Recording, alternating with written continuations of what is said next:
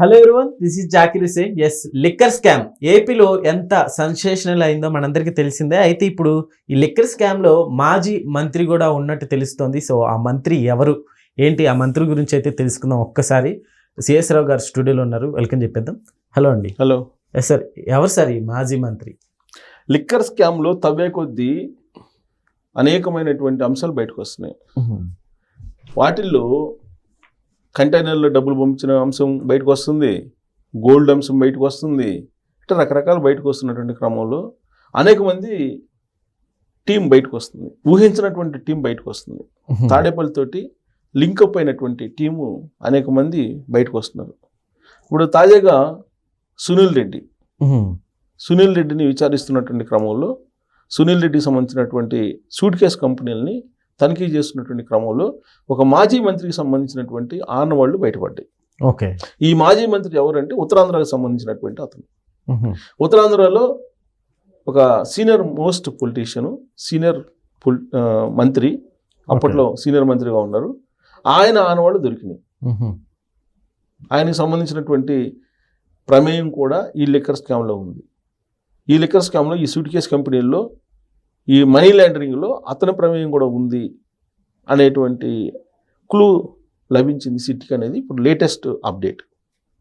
ఆ మాజీ మంత్రి ఎవరు ఏంటంటే కాంగ్రెస్ పార్టీలో సీఎం చాలా కాలం నుంచి పనిచేస్తూ వైఎస్ఆర్ కాంగ్రెస్ పార్టీలో చేరి వైఎస్ఆర్ కాంగ్రెస్ పార్టీలో మంత్రిగా పనిచేస్తూ ఒక పెద్ద తలకాయగా ఉత్తరాంధ్రకు ఉన్నారు అనేది వినిపిస్తుంది. ఎందుకంటే క్లూస్ మనం ఇవ్వలేము.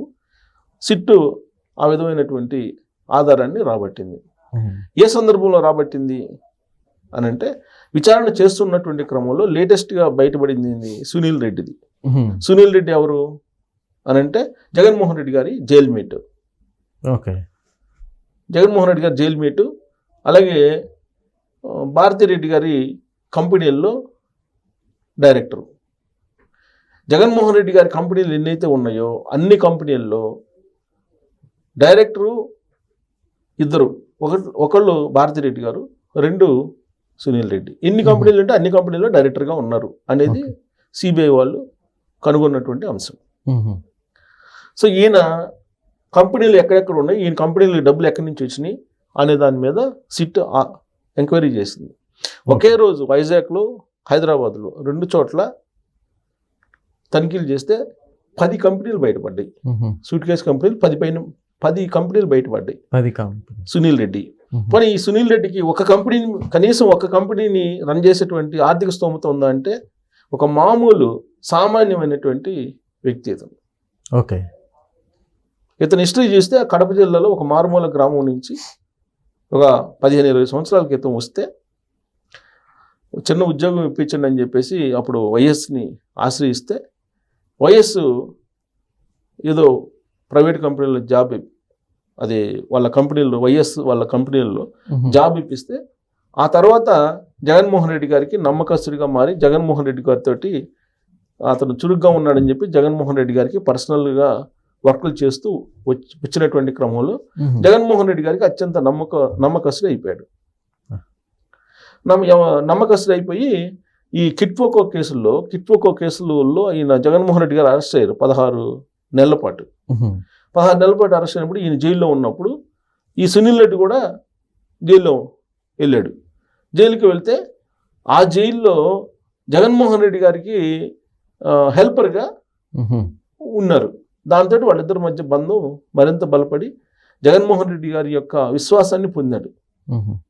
ఆ విశ్వాసాన్ని పొందినటువంటి కారణంగా జైలు నుంచి బయటకు వచ్చిన తర్వాత జగన్మోహన్ రెడ్డి గారు చేసినటువంటి ప్రతి కార్యక్రమంలో సునీల్ రెడ్డి అనే అతన్ని కీలకంగా ఉంచారు. ఓకే. సో అంటే అన్ని కంపెనీలు, ప్రతి కంపెనీలో కూడా డైరెక్టర్గా ఉన్నారు అనేది సిట్ పోలీసులు కనుగొన్నటువంటి దర్యాప్తులో బయటపడినటువంటి అంశం. సో ఈయన కంపెనీలు అనేక ఉన్నాయి. బంకర్ల పేరుతోటి కంపెనీ, గ్రీన్ ఫీల్డ్ పేరుతోటి కొన్ని కంపెనీలు, ఇలా హైదరాబాద్లో 8 కంపెనీలు ఉన్నాయి, వైజాగ్లో 2 కంపెనీలు, మొత్తం 10 కంపెనీల మీద ఒకే రోజు గురువారం రోజు సిట్ పోలీసులు ఉదయం నుంచి సాయంత్రం నైట్ 8 దాకా తనిఖీలు చేశారు. ఈ తనిఖీలు చేసినటువంటి క్రమంలో బయటపడినటువంటి కొత్త అంశం, సంచలనమైన అంశం ఏంటంటే మాజీ మంత్రి ఉత్తరాంధ్రకు సంబంధించినటువంటి అతని యొక్క ప్రమేయం ఉందని చెప్పి తెలిసారు. ఆల్మోస్ట్ వాళ్ళకి లభించినటువంటి క్లూ అది. ఓకే. ఎందుకు ఈ సూట్ కేస్ కంపెనీల ద్వారా ఈ సూట్ కేస్ కంపెనీ ఎక్కడి నుంచి డబ్బు వచ్చింది అని అంటే ఆంధ్రప్రదేశ్లో ఉండేటువంటి లిక్కర్ స్కామ్కి సంబంధించినటువంటి డబ్బులన్నీ ఈ సూట్ కేస్ కంపెనీలకు వచ్చాయి. ఈ సూట్ కేస్ కంపెనీల నుంచి ఎక్కడికి పంపించారు అని అంటే కొంతేమో గోల్డ్ కొనుగోలు చేయడానికి, మరి కొంతేమో బెంగళూరు, హైదరాబాద్లో రియల్ ఎస్టేట్ చేయడానికి, భూములు కొనడానికి భారీగా భూములు హైదరాబాద్లో అలాగే బెంగళూరులో భారీగా భూములు కొన్నారు ఈ లిక్కర్ డబ్బులతోటి అనేది ఈ కంపెనీల్లో తనిఖీలు చేసిన తర్వాత పగడ్బందీగా సిట్ సేకరించినటువంటి ఆధారాలు అని చెప్పి న్యూస్ ఇప్పుడు స్ప్రెడ్ అవుతుంది. Okay. Real estate, cinema, gold, విదేశాలకి హవాలా, ఇది నడిచింది లిక్కర్ స్కామ్ తోటి. లిక్కర్ స్కామ్ ప్రాథమికంగా 3,500 కోట్లు అని తేల్చారు. కాదు, 3,500 కోట్లు కాదు, దాదాపు 70,000-80,000 కోట్లు ఉందని చెప్పేసి చెప్తున్నారు. చంద్రబాబు నాయుడు గారు ఎన్నికలకు ముందు ఎన్నికల తర్వాత కూడా ఆయన శ్వేతపత్రం విడుదల చేసినప్పుడు కూడా పవర్ పాయింట్ ప్రెజెంటేషన్ ఇచ్చినప్పుడు కూడా దాదాపు 30,000 కోట్ల పైన ఉందని చెప్పారు. ఓకే. అసలు అది ఎంత ఉంది అని చెప్పేది అసలు ఇప్పటి వరకు అంచనాకు రావట్లా. దానికి కారణం ఏంది? ప్రభుత్వం మారగానే ఇమీడియట్గా ఫైళ్ళు తగలబడ్డాయి, అనేక ఫైళ్ళు తగలబెట్టేశారు. ఆ తర్వాత నీకు సిస్టమ్స్ని, హార్డ్ డిస్క్ని తీసేశారు. ఆ డేటా మొత్తాన్ని దుబాయ్కి తరలించారు. దుబాయ్కి తరలిస్తే దుబాయ్లో ఈ మొత్తం సమాచారం అక్కడ ఉందని చెప్పి కూడా సిటీ పోలీసులు ఒక సమాచారం సేకరించారు. సో దీంతో అసలు దీనిలో సూత్రధారులు, పాత్రధారులు ఎవరని అంటే ఒక్కొక్కరు బయటకు వస్తున్నారు. ఇప్పుడు లేటెస్ట్గా మనకి సునీల్ రెడ్డి బయటకు వచ్చారు. సునీల్ రెడ్డి కంటే ముందు రాజు అతన్ని ఈ సునీల్ రెడ్డి పిఏ అతన్ని అదుపులోకి తీసుకున్నారు. ఫస్ట్ అదుపులోకి తీసుకుని విచారిస్తే ఈ మొత్తం బయటపడ్డాయి, ఒక్కోటి బయటపడుతుంది. ఓకే. ఇలా ఎంతవరకు వెళ్ళచ్చు సార్? ఇంకెవరో రావచ్చు. అంతిమ లబ్ధిదారు ఎవరైతే ఉన్నారో ఫైనల్ గా ఈ డబ్బంతా ఎక్కడికి చేరింది? ఈ డబ్బంతా ఒక పర్సన్కి అయితే చేరుంటది కదా. ఆ పర్సన్ ఎంత చేరింది అనేది తేల్చేటువంటి క్రమంలో జరుగుతున్నటువంటి విచారణ ఇదంతా కూడా. ఇప్పుడు ఉత్తరాంధ్రకు సంబంధించినటువంటి మాజీ మంత్రి అంటున్నారు. ఆ ఉత్తరాంధ్రకు సంబంధించినటువంటి మాజీ మంత్రి సినిమాలు కూడా తీశారు. ఓకే.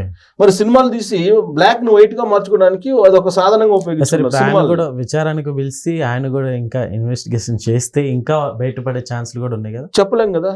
ఇప్పుడు సునీల్ రెడ్డిని అదుపులోకి తీసుకుని విచారిస్తే మాజీ మంత్రిది బయటపడింది. అతను అదుపులోకి తీసుకుని విచారిస్తే అక్కడ ఇంకో క్లూ లభించవచ్చు. ఇప్పుడు ఎక్కడి నుంచి దాదాపుగా ఈ 15 నెలల నుంచి ఒక్కొక్కరిని విచారించుకుంటూ వస్తుంటే ఇప్పుడు అది ఒక్క చోట దాన్ని స్టార్ట్ చేస్తే అది ఇన్ని రకాలుగా వెళ్తుంది. తీగలాగితే డొంకంతా కదిలి, మొత్తం తీగలాగితే డొంకంతా కదిలినట్టు. ఇప్పుడు ఎంతమంది? ధనంజయ రెడ్డి, బాలాజీ గోవిందప్ప, ఇంతకుముందు బాలాజీ గోవిందప్ప పేరు మనం విన్నామా?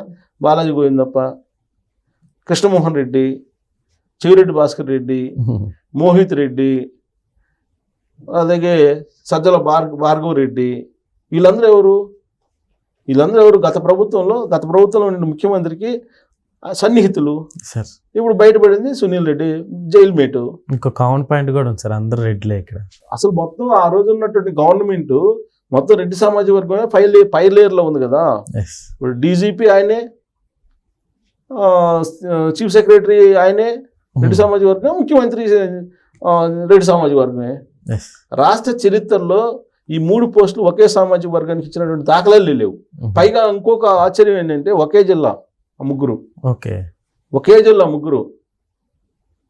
సో ఒకే జిల్లా ఒకే సామాజిక వర్గానికి సంబంధించినటువంటి చీఫ్ సెక్రటరీ, డీజీపీ అండ్ ముఖ్యమంత్రి అని అంటే ఇంకేముంటుంది?